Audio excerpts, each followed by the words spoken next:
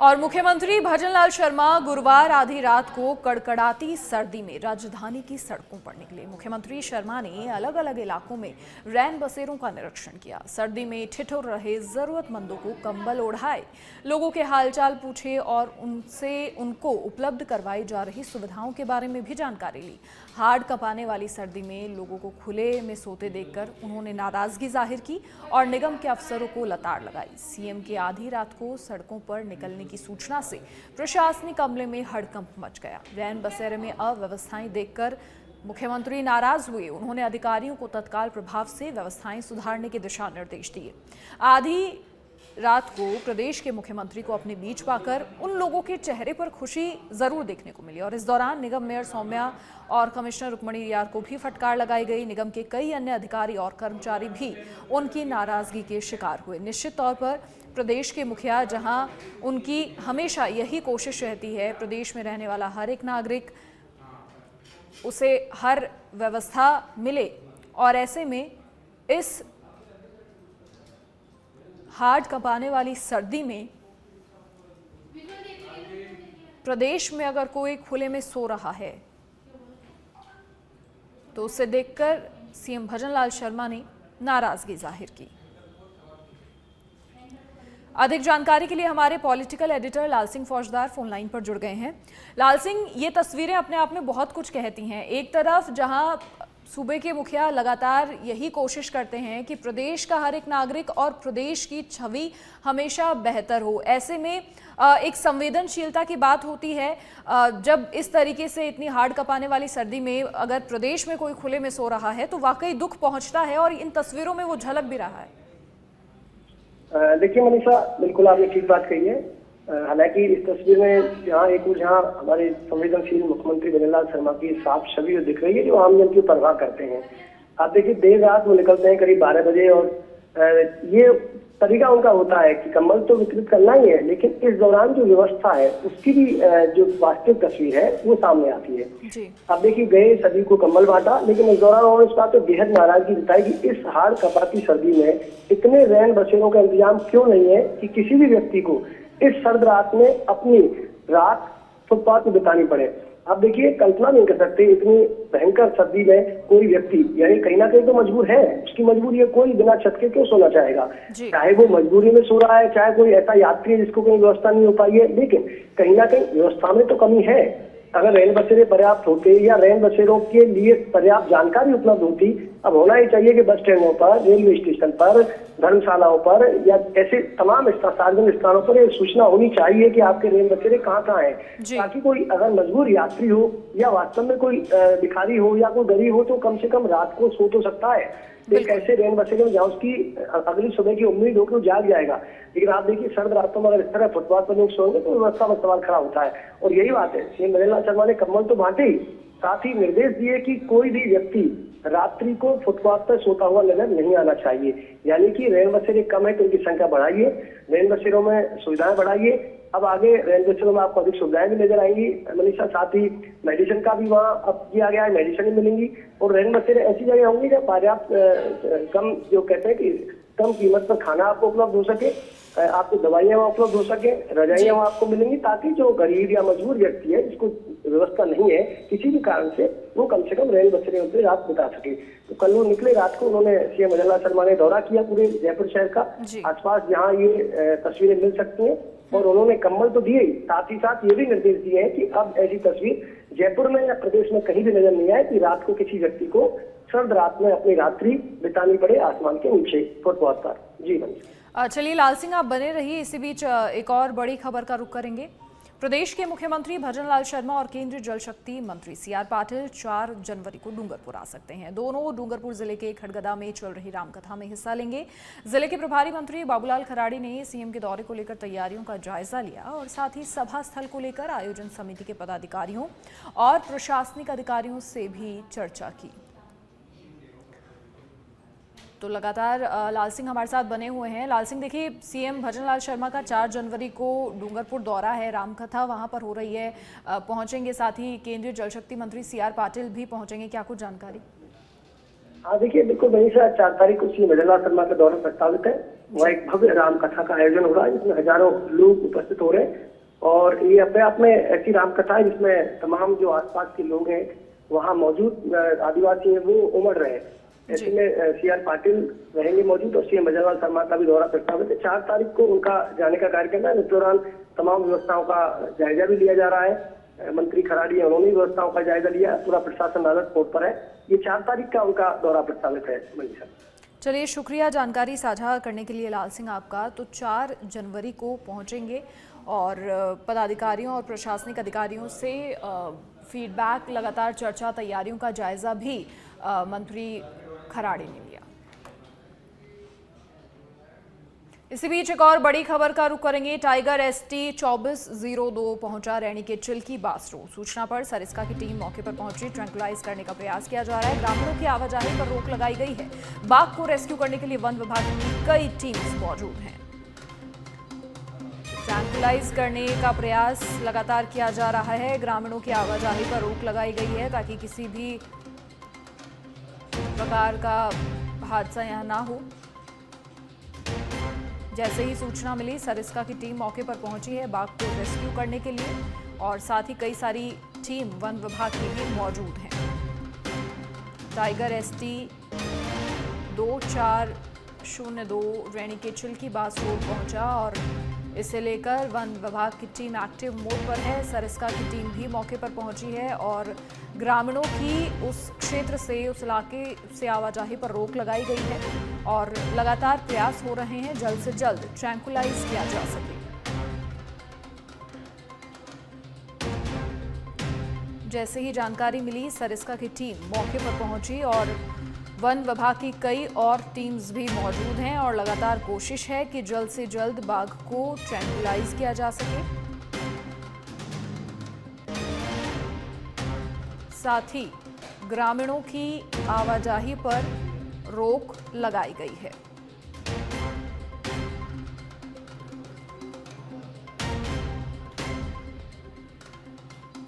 लगातार हर प्रयास किया जा रहा है बाघ को रेस्क्यू करने के लिए और वन विभाग की कई टीम्स मौजूद हैं। उत्कर्ष कोचिंग संस्थान पर दूसरे दिन भी आयकर की छापेमारी और कोचिंग फीस में टैक्स चोरी को लेकर आयकर की कार्रवाई जारी है। आयकर टीम ने अहम दस्तावेज और बड़ी मात्रा में नकदी जब्त की है। जयपुर, जोधपुर, प्रयागपुरा, इंदौर, दिल्ली समेत अन्य राज्यों में स्थित संस्थान पर लगातार कार्रवाई जारी। जयपुर के गोपालपुरा और जोधपुर में 16 जगहों पर आयकर की 19 टीमों द्वारा उत्कर्ष संस्थान पर कार्रवाई जारी। तो ये बड़ी जानकारी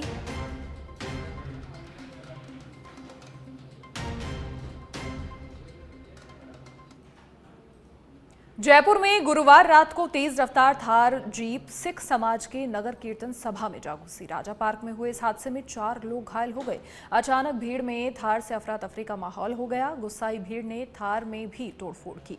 आदर्श नगर थाना पुलिस ने थार को जब्त कर नाबालिग ड्राइवर को पकड़ लिया है और समझाइश कर इस मामले को शांत करवा दिया गया।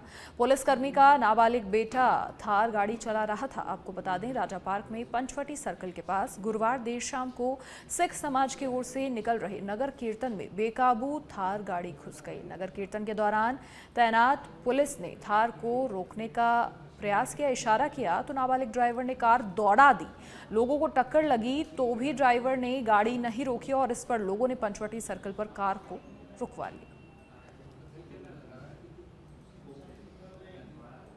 सड़क दुर्घटनाओं पर अंकुश लगाने के लिए विशेष अभियान और परिवहन विभाग आज से 15 जनवरी तक ये अभियान चलाएगा। ये बड़ी जानकारी। सड़क दुर्घटनाओं में कमी लाने, रात्रिकालीन परिवहन को बेहतर करने, आम जनता के प्रति समझाइश और जागरूकता लाने के लिए अभियान चलेगा और इस दौरान अवैध रूप से बिना परमिट संचालित वाहनों पर कार्रवाई की जाएगी। बिना फिटनेस और बिना बीमा के चल रहे वाहनों पर कार्रवाई होगी। ओवर स्पीड, ओवरलोड और ओवर क्राउडेड वाहनों पर सख्ती होगी। सभी RTO, ARTO और DTO उड़न दस्तों का औचक निरीक्षण करेंगे।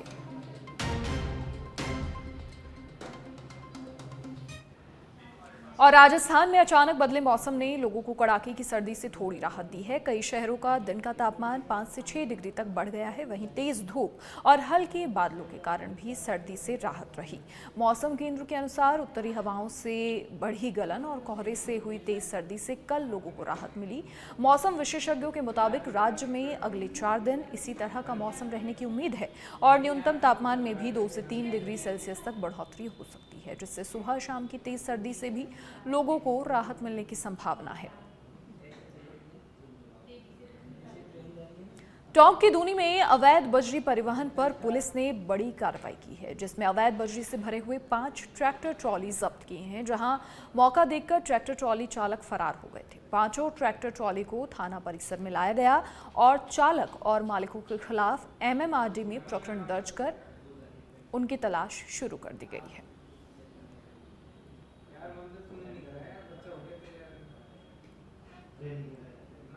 अलवर पुलिस ने खेड़ली में लोगों को मूर्ख बनाने और धोखाधड़ी करने वाले आरोपियों को गिरफ्तार किया है। जानकारी के अनुसार मेवात क्षेत्र में पुलिस ने कस्बे में घूमते हुए आरोपियों को दबोचा तो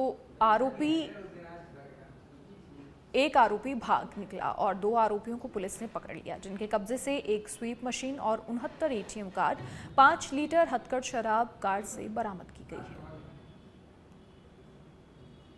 कल एक इतला मिली थी कि 3 व्यक्ति जो है वो मेवात इलाके के हैं और एटीएम से जो है चेंज करके, जो कोई बुजुर्ग आदमी होता है जिसको एटीएम का कम जानकारी होती है, उनके एटीएम चेंज करके वो पैसे निकालते हैं। तो सूचना पर जो है चरण सिंह एसआई, राजवीर और हाकिम की हमने एक टीम गठित की। उनको थाने से रवाना करके उनको जो है हमने डिटेन किया। तो उनके कब्जे से जो है एक स्वीप मशीन मिली है और 69 फर्जी एटीएम मिले हैं तथा एक गाड़ी जो है वेन्यू सफ़ेद रंग की, वो हमने उनके कब्जे से जब्त करी है। गाड़ी की तलाशी ली गई तो उसमें 5 लीटर।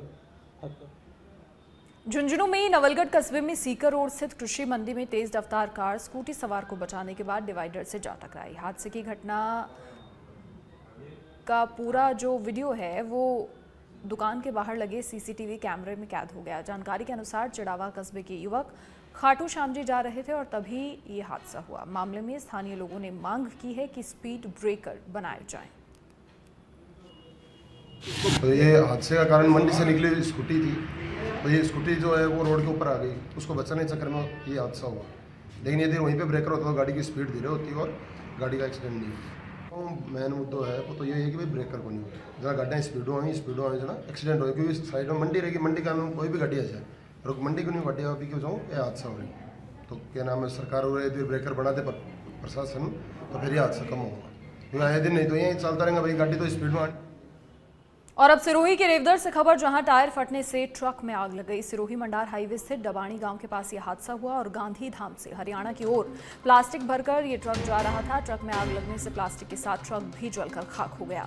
ड्राइवर और खलासी दोनों ने कूदकर अपनी जान बचाई। ड्राइवर और खलासी दोनों सुरक्षित बताए जा रहे हैं। सूचना के बाद अनादरा थाना अधिकारी मौके पर पहुंचे, पानी का टैंकर मंगवाकर आग बुझाने का प्रयास किया।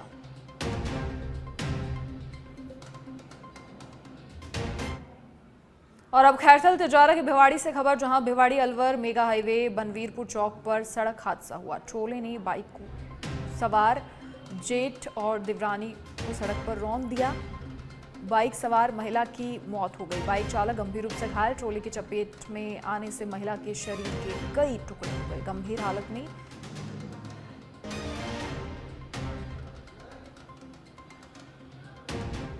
घायल को पुलिस ने अस्पताल भिजवाया।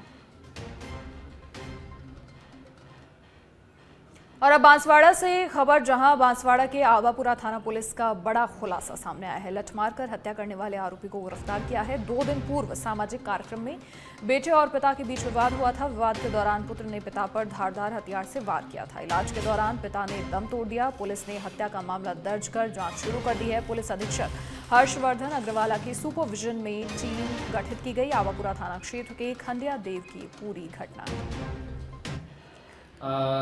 31 तारीख को रमेश नामक व्यक्ति ने रिपोर्ट दी थी कि मेरा भाई नारायण, पिता तेजिया, उम्र 54 साल, उसके लड़के ने सर पर डंडा मार के और मर्डर कर दिया है। घटनाक्रम ये था कि नारायण जो खंडेले को रहने वाला है उसने अपने लड़के से पूछा कि तू इतने सारे दिन मोटरसाइकिल को पड़ोसी मोटरसाइकिल को लेके कहाँ घूम रहा था। तो इसी बात से नाराज़ होके उसने आपस में कहा सुनी हुई दोनों बाप बेटे में, और उसने बासु ने लठ उठा के और 2-3 चोट उसके सर पर मारी, जिससे वो घायल हो गया, काफ़ी खून वहाँ पर बह गया उसका। इसकी सूचना हमें मिली, तुरंत हम घटनास्थल पर गए, लेकिन उससे पहले उसके परिजन उसको हॉस्पिटल ले जा चुके थे और दौरान इलाज नारायण की मृत्यु हो गई। इस पर 31 तारीख को इसके छोटे भाई ने रिपोर्ट दी, जिस पर हमने प्रकरण दर्ज करके 302 में और उसका अनुसंधान प्रारंभ किया, टीम गठित करके, और इसकी जो अभियुक्त है बासु, इसकी तलाश की हमने 2-3 टीमें गठित की। फिर इसको अभी डिटेन करके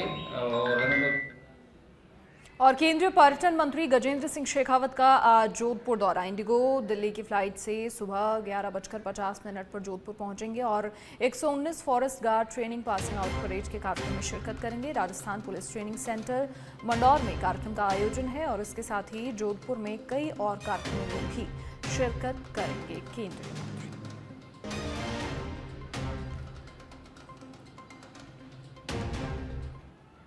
डीडवाना शहर की सीवरेज व्यवस्था एक बार फिर से पटरी से उतर सकती है। सीवरेज मेंटेनेंस का काम संभाल रही कंपनी तोशिबा वाटर सॉल्यूशन के कर्मचारी आज से हड़ताल पर चले गए हैं।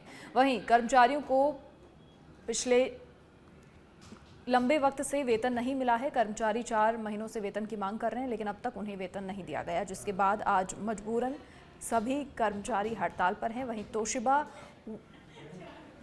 वाटर सॉल्यूशन के प्रभारी जावेद तंवर ने कहा कि नगर परिषद ने पिछले 2.5 सालों से कंपनी को बकाया 2 करोड़ रुपए का भुगतान नहीं किया, जिसकी वजह से संसाधनों और मशीनरी का भुगतान नहीं हो पा रहा है।